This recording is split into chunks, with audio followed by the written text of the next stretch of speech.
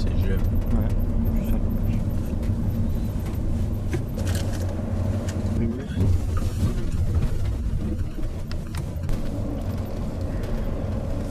Nicolas Bay, bonjour. Monsieur Bay, Bonjour. par la voix de votre présidente Marine Le Pen, le Rassemblement national, votre mouvement, a un nouvel angle d'attaque contre la politique du gouvernement. On en parlait à l'instant dans le journal. Ce sont les tensions survenues dans plusieurs quartiers, notamment de la région parisienne. Pour vous, c'est le gouvernement qui en est responsable. Pourquoi ? Il a indéniablement une part de responsabilité dans le laxisme qui fait que les délinquants et parfois les criminels peuvent s'aiguiller librement dans notre pays. Je crois que cette crise sanitaire, elle révèle l'état de notre pays dans différents aspects. On a vu une vraie faillite de la gouvernance de notre pays, on a vu une vraie faillite du modèle économique mondialiste qui nous place en situation de dépendance totale, notamment sur le plan industriel, y compris pour fabriquer des masques en papier. Et c'est évidemment la faillite de ce vivre ensemble qu'on nous a beaucoup vendu et dont on s'aperçoit qu'aujourd'hui, il n'existe pas du tout. La France vit un confinement à deux vitesses. Il y a des endroits où les Français respectent scrupuleusement les règles et puis des endroits où, d'une manière générale, la loi est pas ou mal respectée. Et c'est également le cas en période de confinement. Et ce déluge de violence, il est inacceptable. De quel laxisme parlez-vous, Nicolas Bay ? Les policiers doivent-ils arrêter de veiller au respect du confinement dans l'ensemble du territoire et se concentrer sur certains quartiers ? Que feriez-vous à la place du gouvernement aujourd'hui ? Non, mais c'est évidemment le problème d'une police qui est sous-équipée, en sous-effectif et qui évidemment a toutes les peines du monde à honorer l'ensemble de ses missions. Et nos policiers sont tétanisés, ils sont paralysés. On l'a vu à Villeneuve-la-Garenne.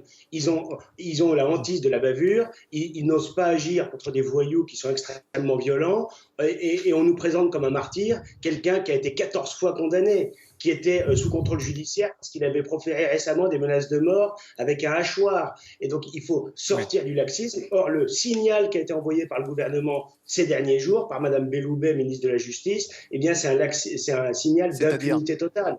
Des milliers de personnes ont été libérées des prisons en raison de la crise sanitaire, mais évidemment, c'est pour les délinquants, pour les criminels, pour les délinquants en puissance, eh bien, un signal qui a été reçu 5 sur 5. Un signal ou une certitude ? Vous savez de source sûre, Monsieur Bay, au Rassemblement national, que ce sont ces détenus qui ont été libérés parce qu'il y a une pression très forte aujourd'hui. Vous le savez, dans les prisons, certains surveillants les dénoncent. Il n'y a plus de parloir, par exemple. Donc, il y a eu une baisse de la pression à travers la libération anticipée. Vous savez donc que ce sont ces détenus libérés qui sont à l'origine des violences ?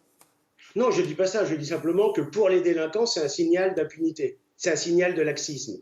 Et quand vous avez environ 10 000 personnes qui soit n'ont pas été incarcérées alors qu'elles auraient dû l'être, soit ont été libérées, eh bien, c'est évidemment reçu 5 sur 5 dans certaines cités où déjà les lois de la République ne s'appliquent pas, qui sont déjà des zones de non-droit, où la France est constamment bafouée, méprisée, insultée.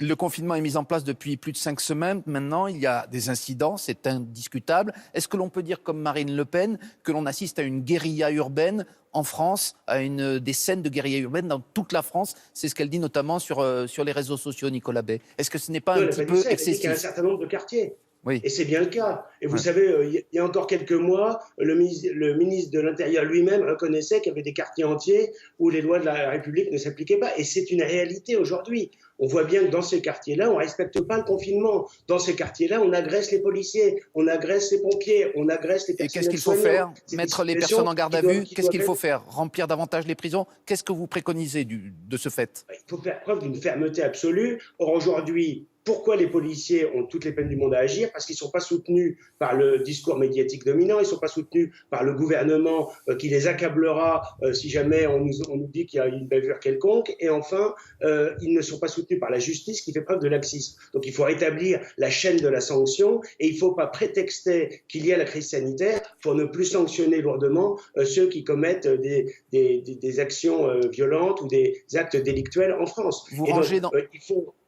Pardon, excusez-moi, vous rangez dans cette catégorie de personnes laxistes, je reprends vos mots, le préfet Didier Lallement, le préfet de police de Paris, qui lui, au contraire, est plutôt accusé d'être trop ferme, voire de faire preuve de brutalité dans certaines circonstances.